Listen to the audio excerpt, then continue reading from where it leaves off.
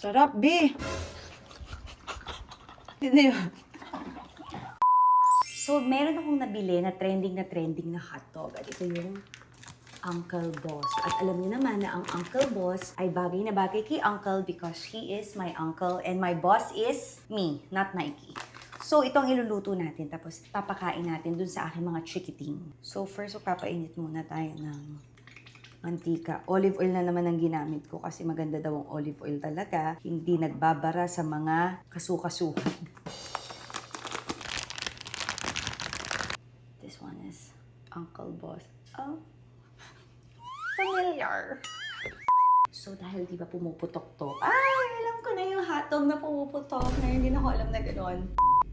Tawa kayo. Pag yan, pag mga kababuyan, talagang mga unang-unang. Tapos, ipa-fry ko na to. Okay, sige. Tuyuin daw natin para hindi tumalsik. Ano kaya ito? Okay na to? Okay na to. Oh, pwede na. Ay, natatakot ako. Tumatalsik siya, ha? Ayan. Maliit siya. Ah! Oh!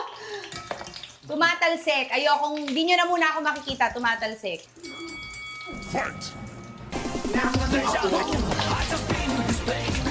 Oh! Parang fencing. Oh!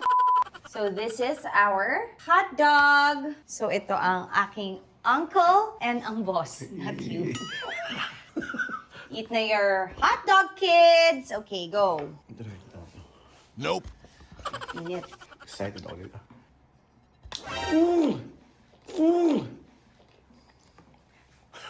Ang kinit. Ikaw, Mike. Oh! Oh! Oh! Paano naman kumugot nito? Mainit eh. Ang init. Oh. Ang init. Ah! Uy! Oy, very Kaya mo kumain, Uncle. Did you like it, kids? Yes, ma'am. Sarap. Go, Mike. Sa pangkagat. Oh. Ang init eh, sabi niyo. Ayaw mapasok yung bibig ko eh. Ang dami ng Init. ng cheese.